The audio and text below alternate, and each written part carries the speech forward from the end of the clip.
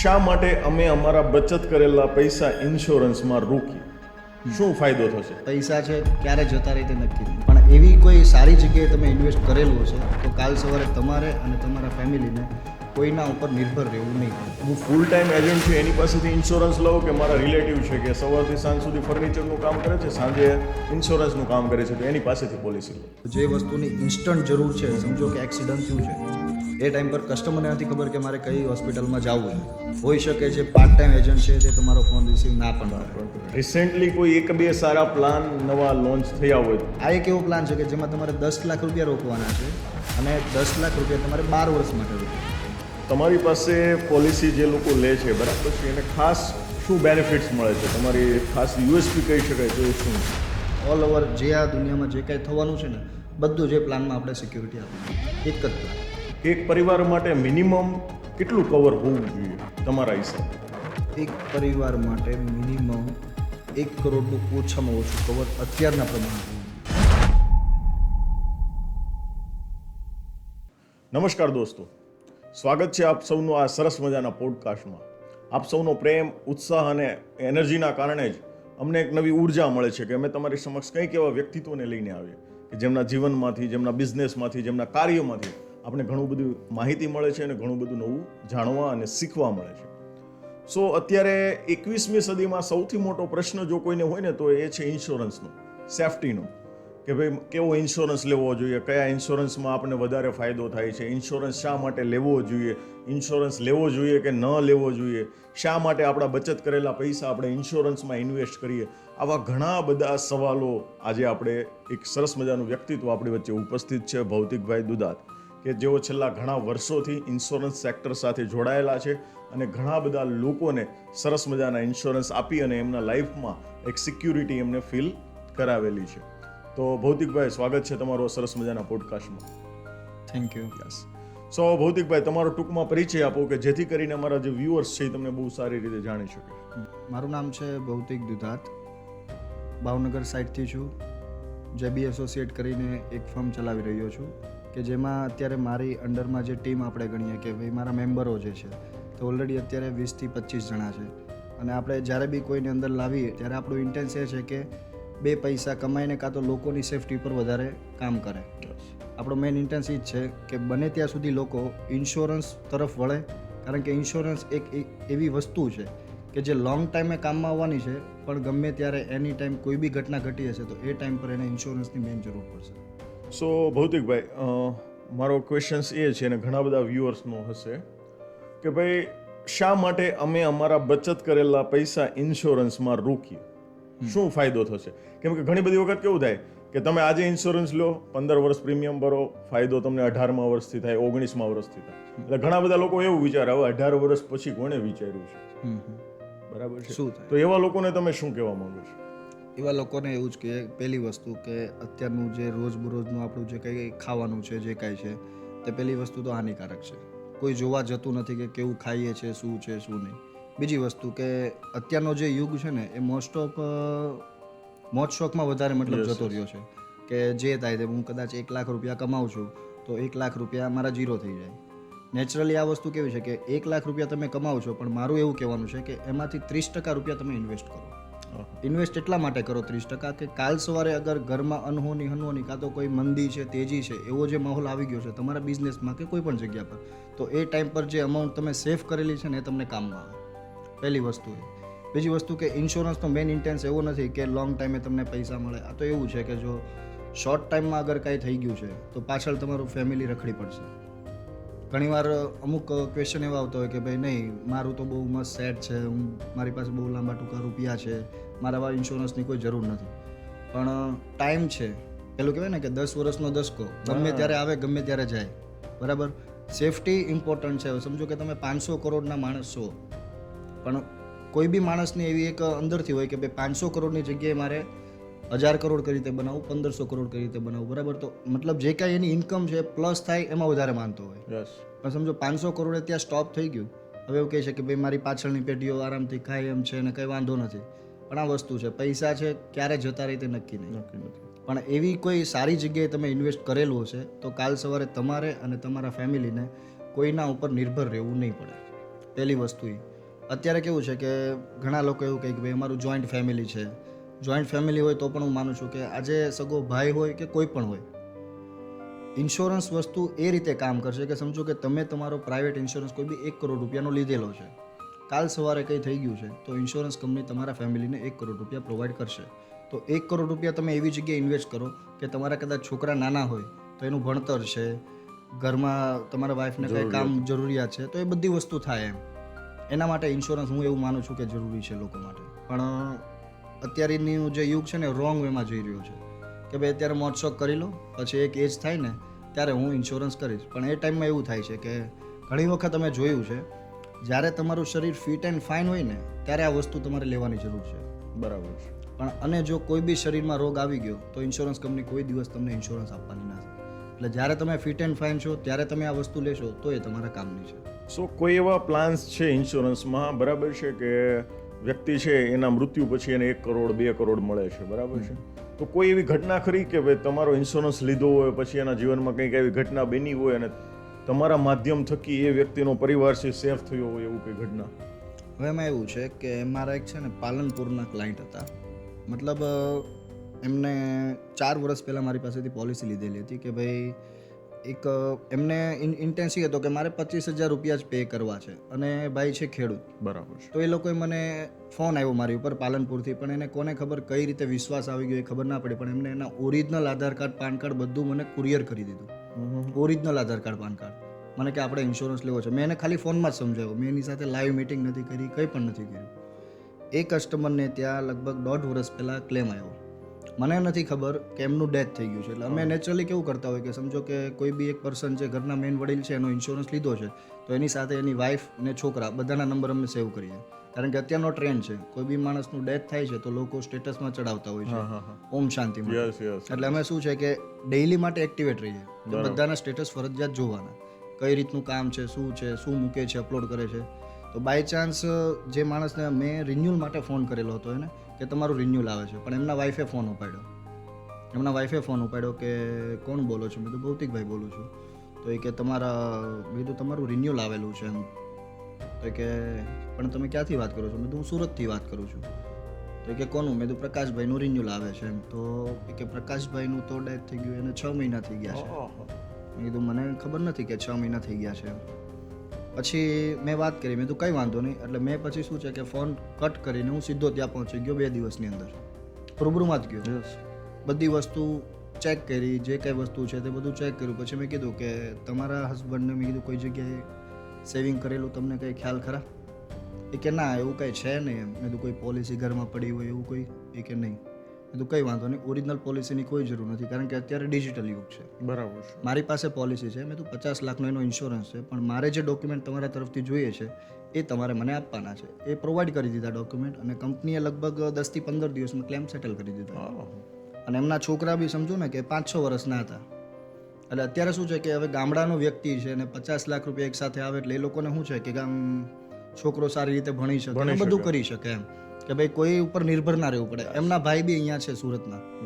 Main વસ્તુ કે એમના ભાઈને બી મેં ઘણી વખત ફોન કર્યા છે, પણ ઘણીવાર કેવું હોય કે લોકો ઇગ્નોર કરતા હોય કે ભાઈ હમણાં નથી લેવું, થોડાક દિવસ કમો. પણ મેં એ વસ્તુ ચેક કરી છે, જે લોકો એવું કીધું છે ને કે હમણાં નથી લેવું, એનાથી થતું જ નથી. આ વસ્તુ એવી છે કેમ કે એ શબ્દો ચાલ્યા જ કરે છે. આ વસ્તુ એવું છે કે માઇન્ડમાં તમે લઈ લીધું એટલે ઇન્સ્ટન્ટ તમારું એ કામ થઈ ગયું. તો આ એક એવી ઘટના હતી કે આપણે લાઈવ ફેસ કરી છે અને પહેલેથી આપણો ઇન્ટેન્સ છે કે લોકોની સેફટી. ઘણીવાર કેવું હોય કે અમુક કંપનીમાં સેવિંગ્સ પ્લાન ને બધું આપતા હોય, એ પણ લેવું જરૂરી છે. પણ મારું કહેવાનું છે કે ઓછામાં ઓછો કોઈ બી ફેમિલીનો જે મેઇન વ્યક્તિ ઘરમાં જે કમાય છે એનો 1 કરોડનો ઇન્સ્યોરન્સ તો હોવો જ જોઈએ. ભલે ગમે ત્યાં ઇન્વેસ્ટ કરે, પ્રોપર્ટીમાં કરે, ગમે ત્યાં કરે, પણ 1 કરોડનું લાઈફ કરવું જોઈએ. બીજી વસ્તુ કે ટર્મ ઇન્સ્યોરન્સ વસ્તુ એવી છે કે 1 કરોડનો ઇન્સ્યોરન્સ લેવાથી પ્રીમિયમ તમારે 1 કરોડ નથી ભરવાનું. પ્રીમિયમ તમારે 50-60 હજારથી વધીને જેવી ઉંમર એ પ્રમાણે તમારે ઇન્વેસ્ટ કરવાનું છે. તો એવી નાની અમાઉન્ટ લઈને આપણો મોટો ઇન્સ્યોરન્સ થતો હોય તો આપણને શું વાંધો છે? પણ છતાં બી લોકોને શું છે કે આમ મોજ શોખમાં વધારે પૈસા ખર્ચ કરી રહ્યા છે. આપણું એટલું જ કહેવું છે કે થોડુંક તમે આ સાઈડ ધ્યાન આપશો, કાલ સવારે તમારી ફેમિલીમાં સારું રહેશે એમ. ઇન્સ્યોરન્સ છે ને એ 21મી સદીમાં હવે કમ્પલસરી ગણો ને તો એ કમ્પલસરી જ છે. કેમ કે અત્યારે પહેલાં કેવું છે પેલા ગેરંટી હતી કે 60, 70, 80 સુધી તો આપણે પહોંચવાના જ છીએ, બરાબર છે. અત્યારે તો આપણે એવું જોઈએ છીએ કે ભાઈ 3 દિવસ પહેલા વ્યક્તિ આપણી સામે બેઠો હોય, આપણને મળ્યો હોય, આપણે સાથે નાસ્તો કર્યો હોય, અને પછી ફોટો આવે આ વ્યક્તિની ડેથ હાર્ટ થઈ ગઈ. એટેકની સંભાવના થોડીક વધી ગઈ છે હમણાં એમ. કેમ કે આપણું તમે શરૂઆતમાં જ વાત કરી એમ ખાવા પીવાનું એવું થઈ ગયું, ફૂડ આપણું એવું થઈ ગયું છે. મારા જીવનમાં જ એક કિસ્સો બનેલો હતો. એટલે અમારી પાસે એક રિક્વાયરમેન્ટ આવી કે ભાઈ અમારી એક સંસ્થા છે, એમાં અમે લોકોને કીટ પહોંચાડીએ, જે કે બી લોકો મધ્યમ વર્ગના હોય, એનાથી નીચેના હોય, ઘરની પરિસ્થિતિ ખરાબ હોય, તો અમે પહેલા સર્વે કરવા માટે જઈએ હકીકતમાં એકચ્યુઅલીમાં આને જરૂર છે કે નહીં એમ. એટલે અમે ઘરે ગયા તો ત્યાં એમનું એક 1.5 વર્ષનું બાળક હતું, એક લેડીઝ હતા અને એમના સાસુ હતા. 3 લોકો, બાપ દીકરા બંનેના ફોટો લટકતા હતા. હવે એ લોકોને એના જે બા હતા, બરાબર છે, એને કેન્સર હતું અને હાર્ટ ડિસીઝ હતો, એની દવા ચાલતી હતી, એમનું 1.5 વર્ષનું બાળક હતું. એમ કીધું કે ભાઈ અમારા જે જ્યારે 6 મહિના પહેલા જે મસાલા ભર્યા હતા ને એ હવે ખૂટવાની તૈયારીમાં છે, હવે અમે આગળ શું કરશું ને એની કોઈ ગેરંટી નથી. ત્યારે મને યાદ આવ્યું કે જો આ વ્યક્તિમાંથી કોઈ એક ઇન્સ્યોરન્સ લીધો હોત તો આજે પરિવારની આ હાલત ના હોત. બીજી વસ્તુ કે શું છે કે પરિવારને સમજો કે નોકરીએ જવું ના પડે. હવે ઘણીવાર કેવું હોય કે ઘરનો મેઇન વ્યક્તિ છે એ ઇન્સ્યોરન્સ લઈ લીધો હોય તો પાછળ કોઈને વાંધો નથી. ઇન કેસ કે એમની વાઈફ ભણેલી હોય ના ભણેલી હોય, કોઈ જોબ ઉપર રાખે ના રાખે, તો એ ટાઈમ પર શું છે કે મજૂરી ને બધું કરવું પડે. અને કેવું છે કે સારા ઘરના માણસો કહેવાય ને ટાઈમમાં મજૂરી, એટલે એ લોકોને એમ થાય કે કેમ ફીલ કરવું એમ. અને બીજું કે શોષણ થવાના ચાન્સીસ વધી જાય છે. પ્રેક્ટિકલી ફેસ કરેલું છે કે જ્યારે ઘરનું કોઈ કમાનાર વ્યક્તિ ન હોય અને એ સ્ત્રીને જ્યારે ઘરની બહાર જવું પડે છે ત્યારે એના શોષણ થવાના ચાન્સીસ વધી જાય છે. એમાં એવું છે, જો મોસ્ટ ઓફ કેવું થાય છે કે અત્યારે આમ આપણી જે લોબીની વાત કરીએ ને તો લેડીઝો પ્રત્યે લોકો એવું વિચારે છે કે આપણે એને જોબ નથી કરવા દેવી, કે ભણાવે છે બધા પણ જોબ કરાવવામાં એ લોકોને સેફટી ફીલ નથી, બરાબર.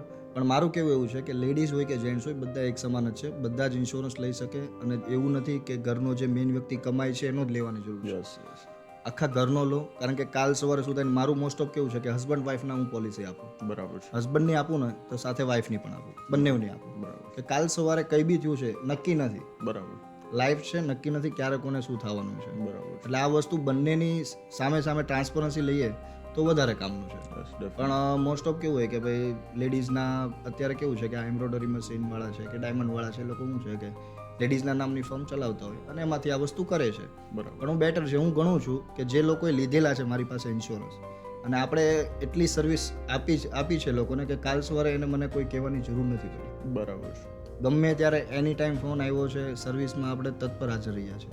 અને આપણો મેઇન પોઈન્ટ એ જ છે કે સર્વિસ આપવી, બરાબર. કે મારો કસ્ટમર છે તો બીજા કોઈ પાસે સર્વિસ લેવા ના જવો જોઈએ. ભલે મને એના પોલિસીમાંથી મળ્યું છે નથી મળ્યું બે નંબરની વાત છે, પણ પહેલેથી જ એવું ફીલ થાય છે કે ભાઈ લોકોની સેફટી આપણે કરીએ તો કાલ સવારે એક ટાઈમ એવો આવે કે કોઈને કોઈ પાસે જવાની જરૂર ન પડે. પણ જનરલી મેઇન વસ્તુ શું છે કે કોઈ બી માણસને આપણે ઇન્સ્યોરન્સ સમજાવવા જતા હોય ને તો એના ઘરનું ડિસિઝન એની પાસે હોય ના હોય, એટલે એમના મિત્રો સર્કલ છે એમને પૂછે. તો ઘણીવાર કેવું હોય કે મિત્રો સર્કલ ના પાડે કે ના આવું બધું કાંઈ લેવાની જરૂર નથી. એટલે હું માણસને ખાલી એક જ સવાલ કરું કે મને તમે ખાલી એક નામ એવું લખીને આપો કે તમારી ગેરહાજરીમાં એ માણસ તમારું પરિવાર સાચવી શકે. પણ આજ સુધીનો રેકોર્ડ છે મને કોઈ સિંગલ નામ નથી આપ્યું. મેં કેટલી વખત સ્ટેટસમાં પણ મૂક્યું, ઇન્સ્ટાગ્રામમાં પણ મૂક્યું છે, ફેસબુકમાં પણ મૂક્યું છે, પણ આજ સુધી મને કોઈ એક સિંગલ નામ નથી આપ્યું. અને છતાં બી લોકો એકબીજાનું માને છે. મને એટલી ખબર પડે મારું ફેમિલી છે તો મારા ફેમિલીની સેફટી મારે કઈ રીતે કરવી એ મારે જોવાનું છે. ફ્રેન્ડ સર્કલ છે નો ડાઉટ કે ભાઈ આપણા બેસ્ટ ફ્રેન્ડ છે, એ જે બી કહેતા હોય સાચું જ કહેતા હોય, પણ મેઇન વસ્તુ કે આ આપણી સેફટી છે. ઘણીવાર કેવું હોય કે ફ્રેન્ડે એની પોતાની કરી નાખેલી હોય પણ આપણને એવું કહે કે ના ભાઈ રહેવા દે ને, નથી કરવી હમણાં, એમ થોડોક ટાઈમ રૂકી જાય. પણ આ વસ્તુ શું છે કે એ જ ટાઈમમાં અગર કોઈ ઘટના ઘટી ગઈ, બરાબર, તો એનો જવાબદાર લગભગ કોઈ નથી. હું એવું માનું છું. Yes, definitely. સો તમારી પાસે પોલિસી જે લોકો લે છે, બરાબર છે, એને ખાસ શું બેનિફિટ્સ મળે છે? તમારી ખાસ યુએસપી કહી શકાય તો એ શું છે? મોસ્ટ ઓફલી હું છે ને કોઈ બી કસ્ટમર પાસે પોલિસી મતલબ સમજાવવા જાઉં છું એટલે પહેલાં તો અમારું શું છે કે એક રૂટિન હોય કે ભાઈ કોલ કરીએ, કારણ કે હું ડાયરેક્ટ કોઈની અપોઇન્ટમેન્ટ લેતો નથી. સ્ટાર્ટિંગમાં જ્યારે હું આવ્યો ને ત્યારે હું લોકોને ફોન કરતો કે ભાઈ ઇન્સ્યોરન્સ માટે મારે તમને મળવું છે, ઇન્સ્યોરન્સ માટે મારે તમને મળવું છે. તો એ લોકો શું કહે ચાલો ને કહું, એટલે શું છે કે વાયદા આપતા. એટલે મેં શું ચાલુ કર્યું કે પહેલો ફોન કરવાનો, એમનું લોકેશન જાણવાનું કે કઈ જગ્યાએ બિઝનેસ કરે છે, ક્યાં એમનું ઘર છે, જે કે છે, ડાયરેક્ટ ત્યાં જતું રહેવાનું. ઇન્સ્યોરન્સનો વર્ડ યુઝ જ નહીં કરવાનો, ડાયરેક્ટ જતું રહેવાનું. એટલે શું છે કે ડાયરેક્ટ તમે એમ કહો ને કે ભાઈ મારે તમને મળવું છે તો હું તમારી પાસે આવી શકું, એ પૂછે તો ખરા જ કે શું કામ છે, બધું બસ એમ જ તમને મળવા માટે આવું છું. એટલે ત્યાં જઈને મેં એવો રેશિયો કાઢેલો છે કે હું ત્યાં જઈને ડાયરેક્ટ એને સમજાવીશ ને તો એને ખ્યાલ આવશે બરાબર. કે આનું મહત્વ શું છે અને આ પ્લાન કેવી રીતનો રન કરે છે. એટલે જેમ ઇન્સ્યોરન્સ જે માઇન્ડમાં હતું ને એ નીકળી જશે અને એના માઇન્ડમાં આવી જશે સેફટી. નેચરલી કેવું હોય કે કોઈ બી પ્લાન અમે સમજાવતો હોય ને તો ઘણીવાર વચ્ચેથી ટોકેટિવ થતું હોય કે ભાઈ આ વસ્તુ ના કરાય ને આમ ન કરાય, પણ આપણો એક એવો પ્લાન છે કે વન શોટ પ્લાન છે.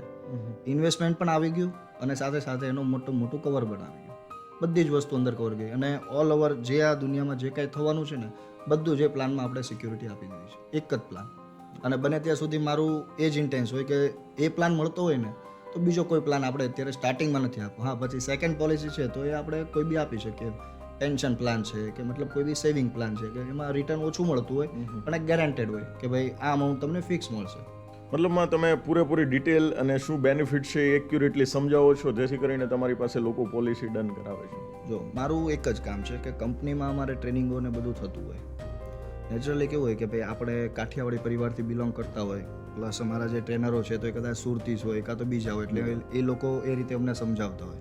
પણ આપણું કહેવાનું કેવું છે કે હું કોઈ બી પોલિસી કસ્ટમરને સમજાવવા જાઉં ને એ પહેલાં મારી પોતાની પોલિસી લો કે અંદર શું લખેલું છે. બરાબર. કારણ કે અત્યારે મેઇન માર્ક શું છે, ફૂદડી. અને આ ફૂદડી છે ને બધાને જ હેરાન કરી મૂકે છે. અને બીજી વસ્તુ કે આજ સુધીનો રેકોર્ડ છે કે 99% લોકો ઘરે પોલિસી આવ્યા પછી રીડિંગ કરતા નથી, વાંચતા જ નથી. એટલે આ વસ્તુ મેં શું વિચાર્યું કે હું પોતે જ કરું, મારે કસ્ટમરને નથી કરવા દેવું પણ હું પોતે કરું. એટલે હું કોઈ બી પ્લાન નવો માર્કેટમાં આવ્યો હોય એટલે હું પોતે પહેલાં મારો ફેમિલીનો કાં તો મારો પોતાનો લઈ લઉં, પછી અંદર ચેક કરું કે શું લખીને આપ્યું છે અને એ પ્રમાણે હું સમજાવું છું કે જે લખીને આપે છે એ જ સમજાવવાનું, એક્સ્ટ્રા ઓર્ડિનરી કોઈ સમજાવવાની જરૂર નથી.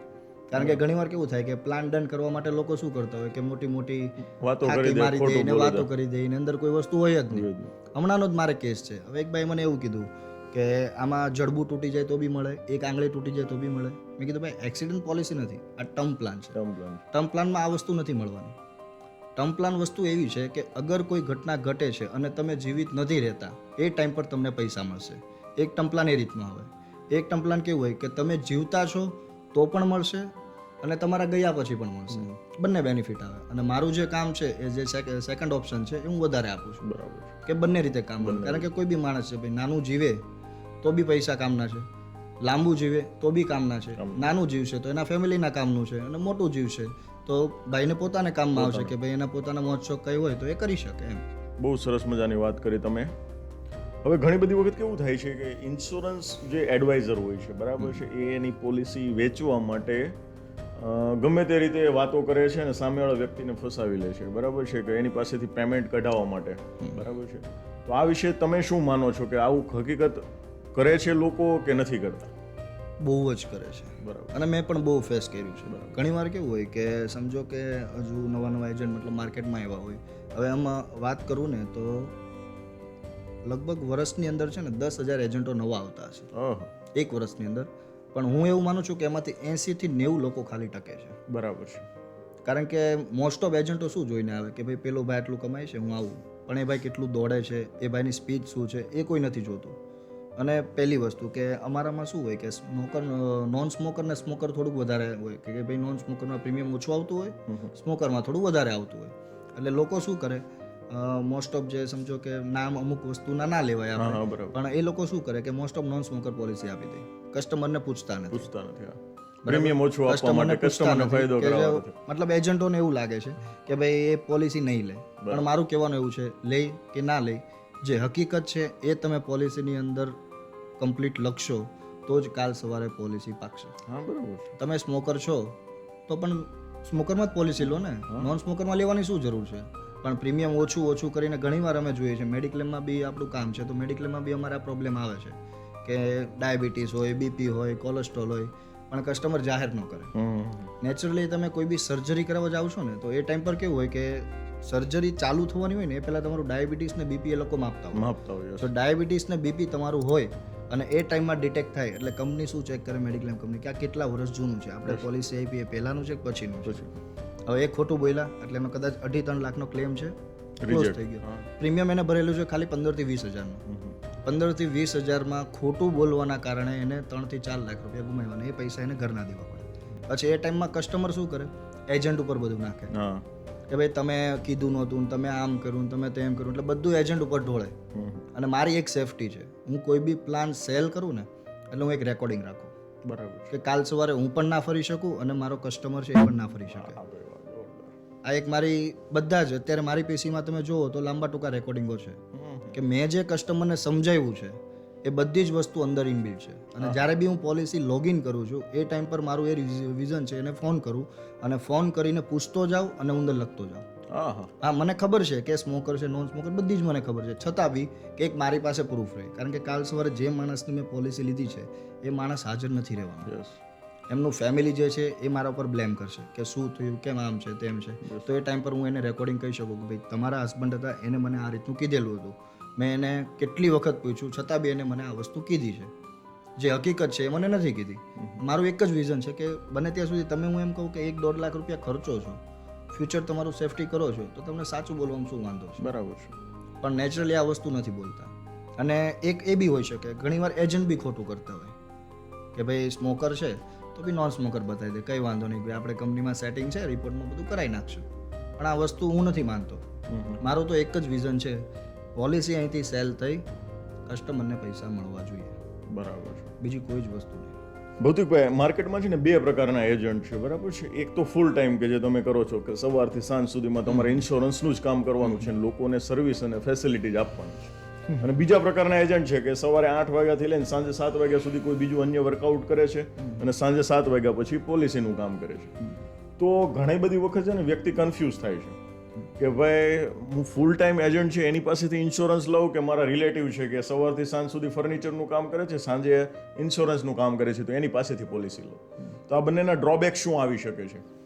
હવે આમાં જો હું શોર્ટમાં કહી શકું ને તો મારું એવું કહે છે, એવું નથી કે હું ફૂલ ટાઈમ કામ કરું છું એટલે ફૂલ ટાઈમ વાળાને દેવું, પણ ફૂલ ટાઈમ જે માણસ વર્ક કરે છે ને, કાલ સવારે મેડિક્લેમ હોય કે લાઈફ પોલિસી હોય કે 2 વ્હીલ 4 વ્હીલ હોય, સમજો કે દિવસે કોઈ ઘટના ઘટી છે તો એ ટાઈમ પર તમને કાંઈ ખબર નથી પડતી તો તમે તમારા એજન્ટને ફોન કરવાના છો. હોઈ શકે જે પાર્ટ ટાઈમ એજન્ટ છે તે તમારો ફોન રિસીવ ના પણ કરે અને કાં પછી તમને એવું પણ કહે કે 2-3 દિવસ પછી મોકલો, આજ મોકલો. તો જે વસ્તુની ઇન્સ્ટન્ટ જરૂર છે, સમજો કે એક્સિડન્ટ થયું છે એ ટાઈમ પર કસ્ટમરને નથી ખબર કે મારે કઈ હોસ્પિટલમાં જવું છે. એ ઘણીવાર એવું બને કે કસ્ટમરને ખબર હોય કે નજીકની જે બી હોસ્પિટલ છે ત્યાં જતો રહેતો હોય. પણ અત્યારે હું એવું માનું છું કે 15 વર્ષ જૂના ડૉક્ટર હોય ને એની પાસે તમારે જવું પડે વધારે, કે એ લોકો એક જાણકાર હોય કે આનું કઈ રીતનું નિદાન કરવું, શું કરવું એ લોકોને ખબર હોય. પણ આપણે કેવું કરીએ કે તાવ આવે છે, શરદી થાય છે એટલે ગમે ત્યાં જતા રહીએ છીએ અને ટીકડી લઈને કે ચાલો સારું થઈ ગયું.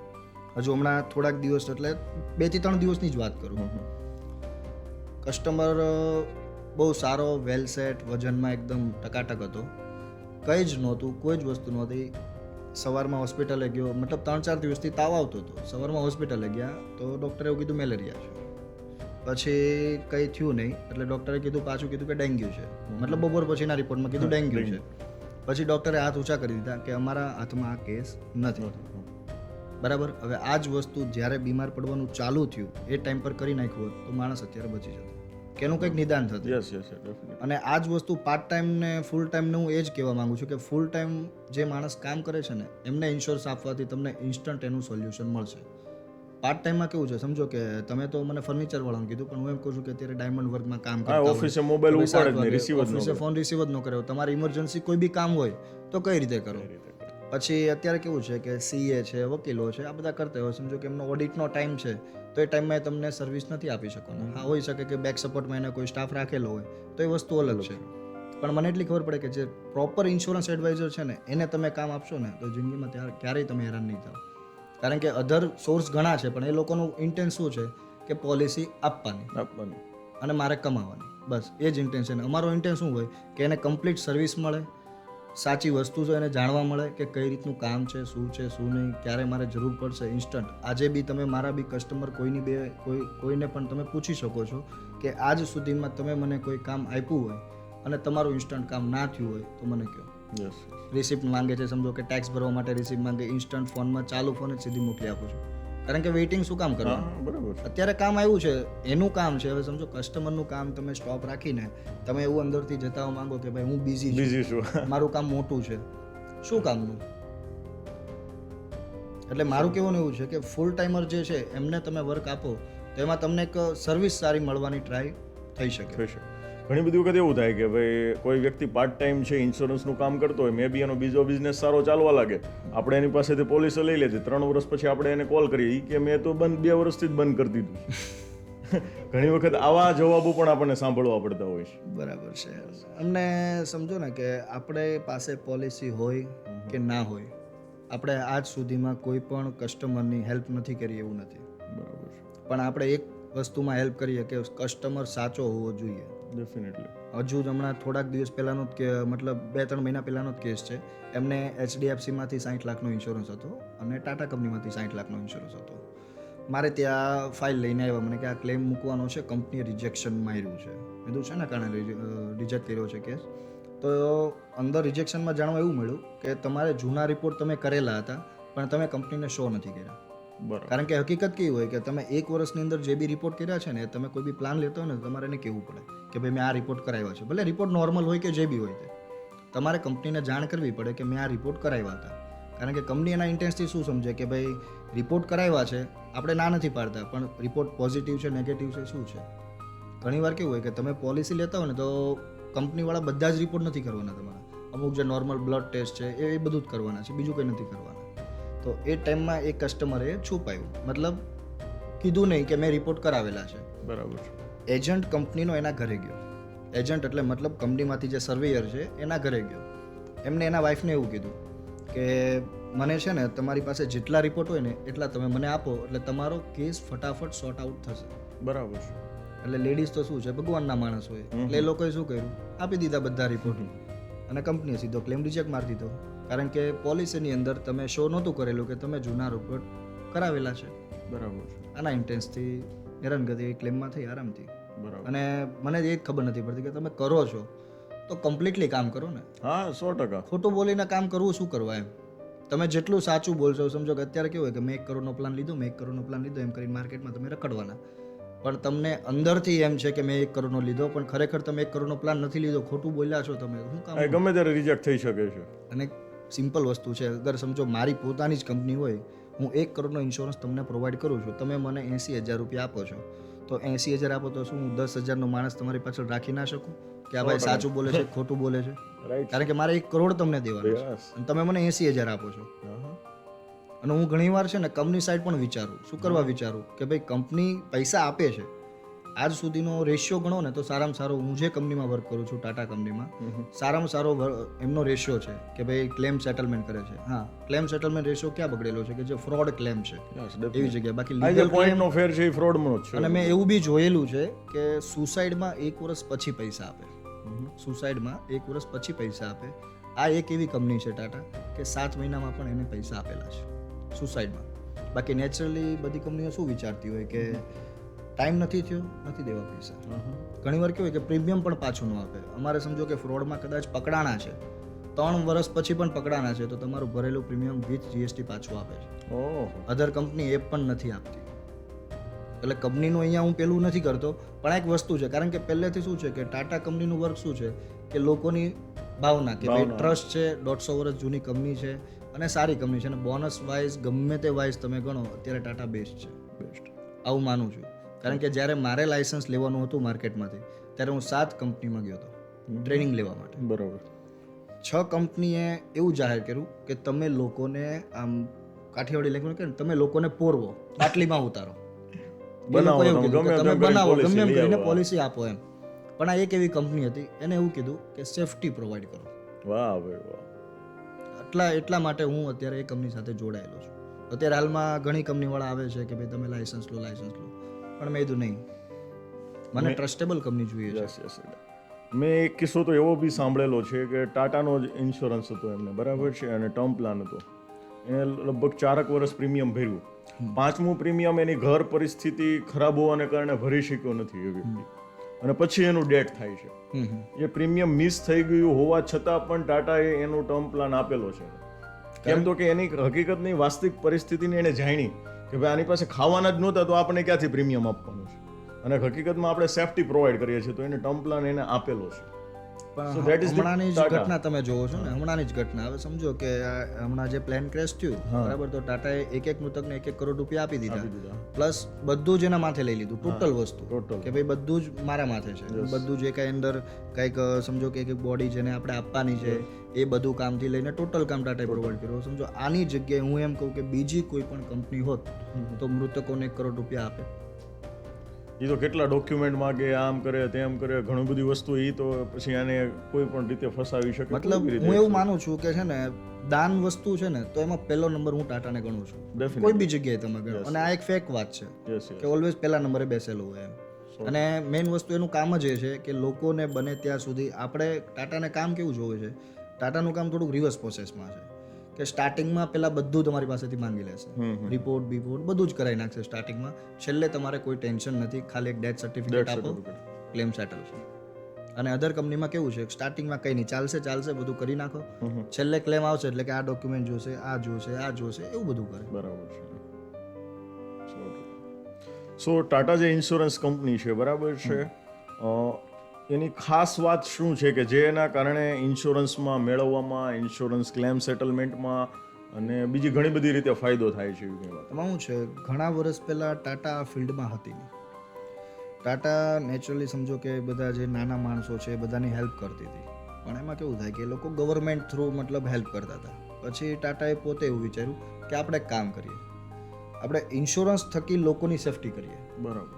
ઇન્સ્યોરન્સ થકી કેટલા માટે કે આપણે બને ત્યાં સુધી લાંબા ટૂંકા લોકો સુધી આપણે ડાયરેક્ટ પહોંચશું, વાયા ગવર્મેન્ટ નહીં, આપણે ડાયરેક્ટ પહોંચશું.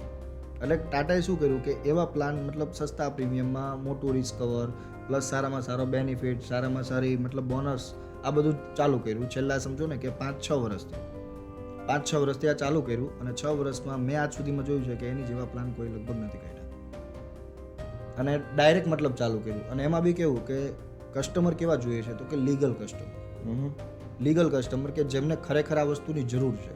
કારણ કે ઘણીવાર કેવું હોય કે અમુક પોલિસી લેવા માટે અમુક ક્રાઇટેરિયા હોતા હોય કે ભાઈ આમાં ભણતર જોશે, આમાં તમારી ઇન્કમ જોશે, કાં તો તમે ઇન્કમ ટેક્સ રિટર્ન ભરતા હોવા જોઈએ, તો આ બધી વસ્તુ. અને હું અત્યારે જોઉં છું ને તો જે આ 25 થી 30 વર્ષના જે માણસો છે ને એ લોકોને કેવું છે કે ભાઈ આ ઇન્કમ ટેક્સ રિટર્ન ઘણા લોકો નથી ભરતા. બીજી વસ્તુ કે એ લોકોના મગજમાં એવું છે કે હું પોતે મારું ઇન્વેસ્ટમેન્ટ કરું.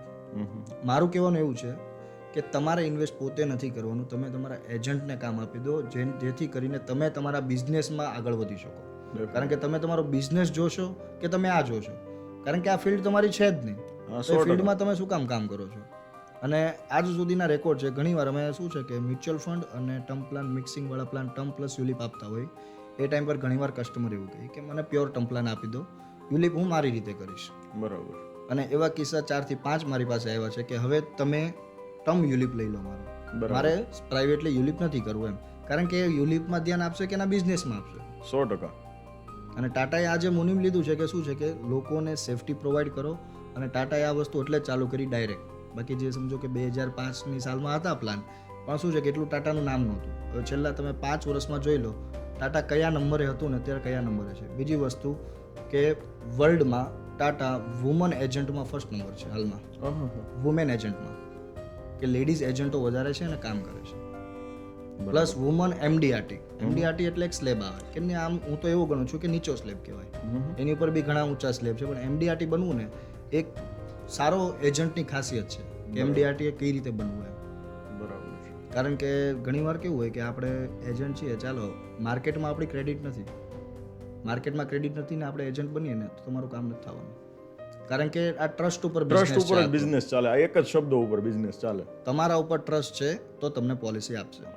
અને મારે બી આ વસ્તુ થયેલી છે ઘણીવાર. શું છે કે ફ્રેન્ડ સર્કલ છે કે પછી ઓળખીતા છે, તો એ લોકોમાં કેવું છે કે હજુ મેં ચાલુ કર્યું એટલે તરત એ લોકો મને ઇન્સ્યોરન્સ નહીં આપે. બહારનો વ્યક્તિ મને આપી દેશે પણ ફેમિલી વાળો નહીં આપે. અને આ વસ્તુ મેં માર્ક કરેલી છે બહુ સારી રીતે. પછી કેવું થયું કે જેમ જેમ મારી સક્સેસ થતી ગઈ, જેમ મેં વર્ષ કાઢ્યા, અત્યારે સામેથી ફોન આવે છે કે મારે આ પોલિસી લેવી હતી, તમે આટલા ટાઈમ પહેલા આવ્યા હતા. એક જે મારો ફ્રેન્ડ છે એને દિલથી મને છે ને મોઢા ઉપર કીધું કે પોલિસી જ્યારે તું મને સમજાવ્યો ને ત્યારે મારે લેવી હતી, પણ હું ચેક કરતો હતો કે તું કેટલા વર્ષ આમાં રહીશ, લાંબો ટાઈમ રહીશ કે નહીં. અને આ વસ્તુ જ્યારે એને મને કીધી ને મને જરાક પણ ખોટું નથી લાગ્યું, પણ મને બહુ મજા આવી કે ભલે એને ત્યારે પોલિસી ન લીધી પણ એને મારી સક્સેસ જોઈને પછી એને મારી પાસેથી પોલિસી યસ યસ. અને બીજા 5 ને વાત કરશે પણ બીજા ખરા પાંચની કે વાત કરશે અને આમની સાથે કામ કરો, કારણ કે એને પહેલા મારું કામ જોયું કઈ રીતનું કામ છે. પણ નેચરલી જો આ વસ્તુ બધા જ જોવા લાગે ને તો લગભગ એને એજન્ટમાં ક્યારેય ધોકો ખાવો નહીં પડે. પણ કોઈ જોતું નથી કે હું શું છે, બહારનો કોઈ બી વ્યક્તિ આવ્યો પોલિસી આપી દીધી, વાત પૂરી. પણ મારું એટલું કહેવાનું છે, ઓળખીતા નહીં, નોલેજેબલ માણસ હોય ને એને પોલિસી આપો. Yes yes. ઓળખીતા તમે ક્યારેય આ ફિલ્ડમાં નહીં જોતા કે આ મારો ઘરનો છે હું આને પોલિસી આપી દઉં. એની પાસે નોલેજ કેટલું છે એ મુજબ જોઈને તમે પોલિસી આપશો ને તો કાલ સવારે તમારા કામની વસ્તુ થશે. Yes definitely. પણ આ નથી, લોકો સમજતા નથી. એમ સમજાઈને હું પણ થાકી ગયો છું ને હજુ બી મારું તો ટ્રાય એ જ છે કે હું હજુ બી સમજાવીશ, બરાબર છે. કારણ કે પીછેહટ કરતાં મને પહેલેથી આવડતું નથી. એ શબ્દ જ નથી ડિક્શનરી. એ શબ્દ છે જ નહીં આપણી ડિક્શનરીમાં કે આ વસ્તુ આપણે કરવી જ છે. સો ભૌતિકભાઈ, રિસેન્ટલી કોઈ 1-2 સારા પ્લાન નવા લોન્ચ થયા હોય તો એના વિશે અમારા વ્યુઅર્સને માહિતી આપો કે કયા પ્લાન છે ને એમાં શું બેનિફિટ આપી શકે. કેમ કે તમે આ ઘણા વર્ષોથી આ ફિલ્ડમાં છો એટલે તમારી એક્સપર્ટાઇઝ પણ છે, તો તમે બહુ સારી રીતે સમજાવી શકો. કોઈ 1-2 પ્લાન હમણાં રિસેન્ટલી ન્યૂ લોન્ચ થયા હોય અને બેનિફિશિયલ હોય એવા. બરાબર. અત્યારે હમણાં લગભગ 15-20 દિવસથી જ એક કોન્સેપ્ટ આપણે બહાર પાડેલો છે કે સમજો કે 10 લાખ રૂપિયા તમે રોકો છો તો એની સામે પહેલા જ વર્ષથી અમે તમને 3.5 થી 4 લાખ જેવી અમાઉન્ટ આપશું. એ પ્લાનને અમે સજેશન કોના માટે કરેલું છે કે જે લોકો પ્રોપર્ટીમાં ઇન્વેસ્ટ કરે છે. બરાબર છે. તો પ્રોપર્ટીમાં ઇન્વેસ્ટ કરે એટલે સમજો કે 1 કરોડ રૂપિયા તમારે એક સાથે ભરવા પડે. યસ. એ બી લોન લઈને ભરેલા હોય ને એનાથી ભાડું આવે તો કોઈ કામનું નથી. પોતાના પૈસા હોય તો બી હું એવું ગણું છું કે તમને મેક્સિમમ 15% રેન્ટ મળે. બરાબર છે. મેક્સિમમ 15%. આ એક એવો પ્લાન છે કે જેમાં તમારે 10 લાખ રૂપિયા રોકવાના છે અને 10 લાખ રૂપિયા તમારે 12 વર્ષ માટે રોકવાના છે. અને જે 3.5 થી 4 લાખ રૂપિયા છે તમને 50 વર્ષ સુધી ગેરંટેડ મળશે. હવે આમાં ઘણીવાર કસ્ટમરનો ક્વેશ્ચન એવો આવે કે મિલકતની રેટ વધશે તો ભાડું પણ વધશે. કંઈ નહીં, કંઈ વાંધો નહીં, પણ ટકાવારી જોવો ને તમે. મિલકતની રેટ વધશે પણ સામે અહીંયા જે તમને મેં પોલિસી આપી છે એની સાથે સાથે 10-10 લાખ તમે 12 વર્ષ ભરશો એટલે 1,20,000 ભર્યા. એની સામે 1 કરોડ ને 30 લાખનો તમને પહેલા જ દિવસથી ઇન્સ્યોરન્સ આપશો કે તમારી પ્રોપર્ટીની વેલ્યુ બરાબર છે. એવરી યર એ જે વેલ્યુ છે એ તમારી પ્લસ થવાની જ છે, જેમ તમારી પ્રોપર્ટીમાં થવાની છે. પણ મેઇન ઇન્ટરેસ્ટ શું છે કે જ્યારે તમે પ્રોપર્ટી સેલ કરવા જશો ને ત્યારે તમે જોશો મંદી છે માર્કેટમાં કે તેજી છે. યસ. અગર જો એ ટાઈમમાં માર્કેટમાં મંદી હશે તો તમારી પ્રોપર્ટીનો રેટ ઓછો આવશે. ઓછો આવશે. પણ આ જે વસ્તુ છે ને આમાં મંદી તેજી નથી આવવાની. આમાં એવરેજ ચાલ્યા રાખશે. ગેરંટેડ પ્લાન છે. દર વર્ષે તમારી જે પ્રોપર્ટીની જે કંઈ વેલ્યુએશન છે પ્લસ જ થવાની છે. યસ. એટલે આ પ્લાન અમે કોના સાથે પ્રોપર્ટી વસીસ મતલબ ફિઝિકલ પ્રોપર્ટી વસીસ ઈ પ્રોપર્ટી. યસ. અને આ વસ્તુ અત્યારે અમે માર્કેટમાં બહુ સારી રીતે સમજાવીએ છીએ અને બહુ સારી રીતે લે છે લોકો. કોઈ સમજો કોઈને 1 લાખનું લેવું છે તો 1 લાખનું લે. પણ મેઇન વસ્તુ શું છે કે આ વસ્તુમાં તમારે વ્હાઇટના રૂપિયા જોઈશે. યસ. અને જે ઇન્કમ ટેક્સ રિટર્ન ભરે છે કે જેનો બિઝનેસ છે એ લોકો આ વસ્તુ લઈ શકે. બીજા બી લઈ શકે પણ શું છે કે 50,000 થી 1 લાખ આસપાસનું પ્રીમિયમ લઈ શકે. બરાબર. પણ જો મોટું ઇન્વેસ્ટમેન્ટ કરવું હોય તો તમારે વ્હાઇટ ઇન્કમ ફરજિયાત છે. બરાબર. અને આ વસ્તુ આખા સુરતમાં મેં સર્વે કરી છે કે ભાઈ હાઈએસ્ટ ભાડું મારા મનથી કહું ને તો આપણે જે અહીંયા ઘનશ્યામનગર છે એનું હું હાઈએસ્ટ ભાડું ગણું છું કે 11 થી 11.5%. હા બસ. તો બી મેં એવું કીધું કે 15%. તો સમજો કે 1 કરોડની પ્રોપર્ટી છે ત્યાં તમને 15 લાખ રૂપિયા મળે છે વાર્ષિક. 15% થયા. અને અહીંયા 10 લાખ રૂપિયા રોકવાના છે અને હું તમને 3.5 થી 3.75 સુધીની અમાઉન્ટ આપું છું. એટલે કેટલા થયા? 35% થી 33% થયા. જેમ ઉંમર નાની એમ તમારે એ ભાડું વધારે આવે. જેમ ઉંમર મોટી એમ તમારે ભાડું ઓછું આવે.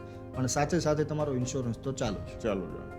આ એક બેસ્ટ પ્લાન છે અને અત્યારે સારામાં સારો વર્ક કરે છે. અને આ વસ્તુ હું એમ કહું છું કે લેવી જોઈએ, કારણ કે ઘણીવાર કેવું હોય કે તમારે એક સાથે પ્રોપર્ટી લેવાની અમાઉન્ટ ના હોય. હવે અત્યારે ગવર્મેન્ટ એવું લાવી રહી છે કે ભાઈ પ્રોપર્ટીમાં 100% વ્હાઇટ રૂપિયા લેશે થોડાક વર્ષ પછી. પ્લસ એવું બી લાવી રહી છે કે ભાડા ઉપર GST તમે ચડાવશો. તો એ બી એનો ઇન્ટેન્સ છે. બીજી વસ્તુ કે તમે મુંબઈમાં જાઓ છો તો મુંબઈમાં તમારે કોઈ બી ફ્લેટ યા તો કોઈ પ્રોપર્ટી ખરીદવી છે તો તમારે 100% રૂપિયા વ્હાઇટ ના આપવાના છે. હવે અત્યારનો જે યુગ છે ને એ હું એવું માનું છું કે 90% લોકો નીલ રિટર્ન ભરે છે. કમાય છે, નથી કમાતા એવું નથી, લાંબુ ટકું કમાય છે. મારો જે કસ્ટમર છે બહુ સારું હોય, 13 મશીન ચલાવે છે, રિટર્ન 3.5-4 લાખનું છે.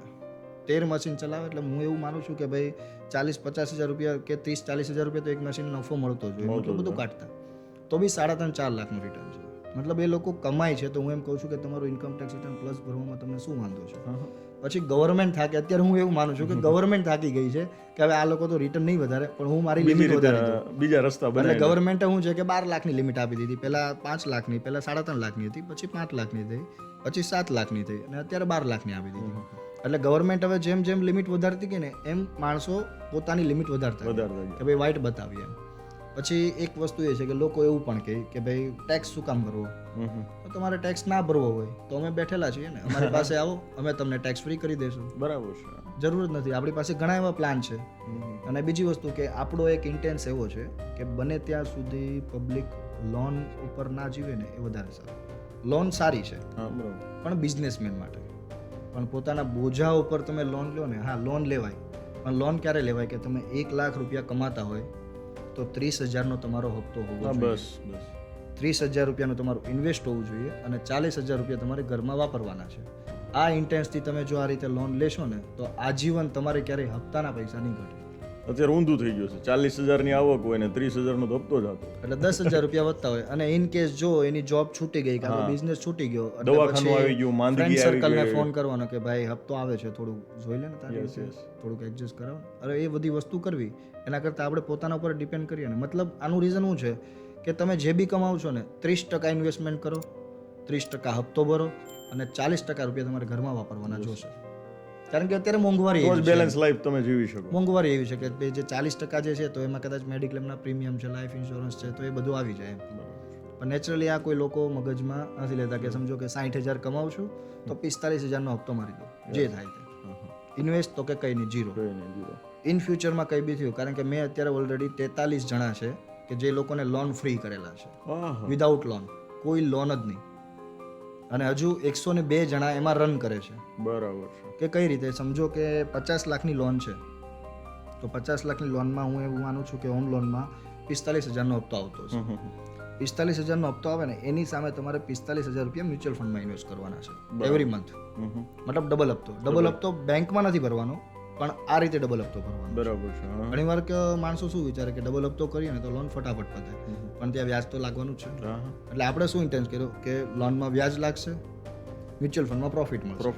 પ્રોફિટ વ્યાજ નીકળી ગયું, તમે મેઇન અમાઉન્ટ ભરીને તમારી લોન ક્લિયર કરી નાખશો કોઈ પણ જાતના ઇન્ટરેસ્ટ વગર. મતલબ ઇન્ટરેસ્ટ અહીંયા પ્રોફિટ છે, હોઈ શકે કે અહીંયા તમને 12-15% પ્રોફિટ મળતો હોય તો અહીંયા તમારી લોનનો વ્યાજ દર 7-8% જશે, તો એક ચાન્સ મળે કે તમને થોડુંક અહીંયા વધારે મળે એમ, જેનાથી 5-1 વર્ષ 5-6 વર્ષની અંદર તમારી લોન ક્લોઝ થવાના ચાન્સીસ રહે. વધી જાય. સો ભૌતિકભાઈ, તમે છેલ્લા ઘણા વર્ષોથી આ ફિલ્ડમાં છો ને મને નથી લાગતું કે તમારા સિવાય કોઈ બહુ સારી રીતે આને એક્સપ્લેન કરી શકે.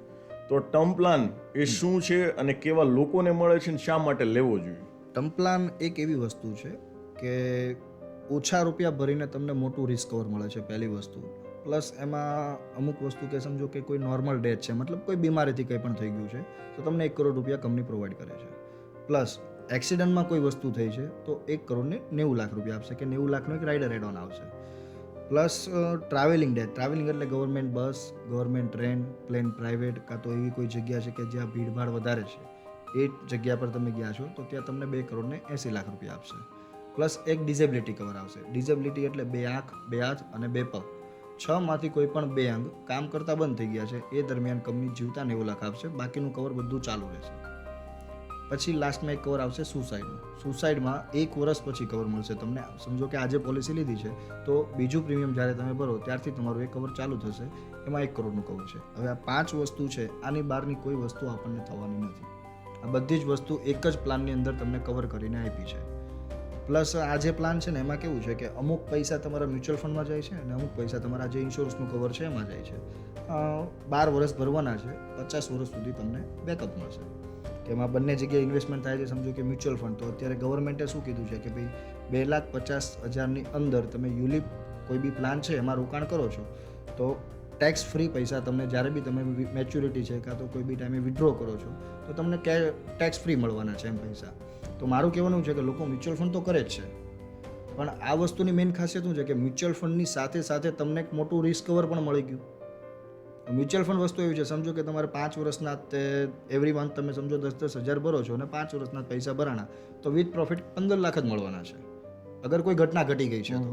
પ્રોફિટ ત્યાં બી મળવાનો છે, અહીંયા બી મળવાનો છે, પણ અહીંયા એક શું છે કે અગર છઠ્ઠા વર્ષે કંઈ થઈ ગયું છે તો અહીંથી તમને 1 કરોડ મળશે, યસ, ત્યાંથી તમને 15 લાખ મળશે, રિસ્ક કવર પણ મળી ગયું. બીજી વસ્તુ કે ફંડની વાત કરું તો ફંડ 60 થી 70 ફંડ છે આપણી પાસે વિથ ઇન્સ્યોરન્સ.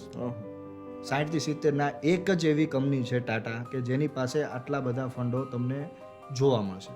બાકી મોસ્ટ ઓફ છે 15 હોય, 20 હોય, 25 ફંડ હોય કે આ શું છે કે 70-80 ફંડ એટલે તમારી પાસે વધારે ફંડમાં રોકાણ કરવાની જગ્યા મળે, જેમાં હાઇબ્રિડ ફંડ પણ હોય, મલ્ટી કેપ છે, મિડ કેપ છે, મોમેન્ટમ ફંડ કોઈ બી હોય, પછી સ્મોલ કેપ છે, તો લાર્જ કેપ છે, તો આ બધા ફંડ તમને ટાટાની અંદર જોવા મળી જશે. બરાબર. અને સારામાં સારો પ્લાન, બેસ્ટ પ્લાન અને માર્કેટ કરતાં સસ્તો પ્લાન, અને આ સારામાં સારું અત્યારે લે છે. અને મારું કહેવાનું એવું છે કે આમાં શું છે કે તમારે ઇન્કમ ટેક્સ રિટર્ન જોઈએ ભરવું. બીજી વસ્તુ કે અમુક 45 વર્ષની અંદર કદાચ ના પણ ભણેલા હોય તો ટાટા એક એવી વસ્તુ છે કે જે લોકોની હેલ્પ માટે 45 વર્ષની અંદર ના ભણેલા હોય એને પણ આ પ્લાન આપે છે.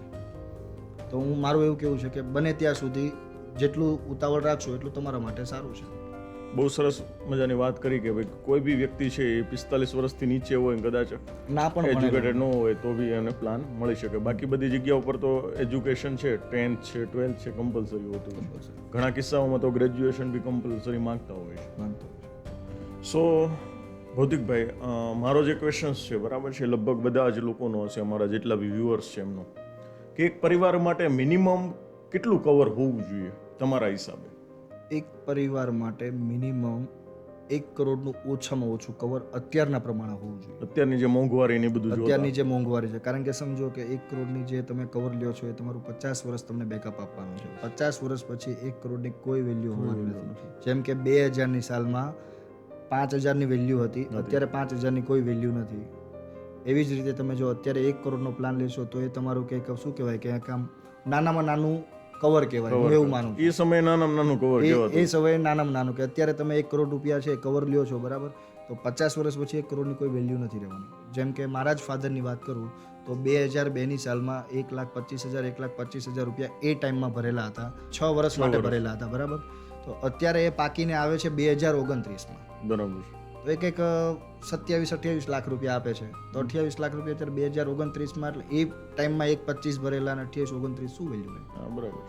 એટલે મેઇન વસ્તુ કે કંઈક ઇન્વેસ્ટ કરશો, એટલે હું એવું નથી કહેતો કે 1 કરોડની ટાઈમમાં વેલ્યુ નથી, પણ કંઈક ઇન્વેસ્ટ કરશો તો કંઈક મળશે, તો કંઈક પણ ઇન્વેસ્ટ જ નહીં કરીએ તો કંઈ મળવાનું જ નથી.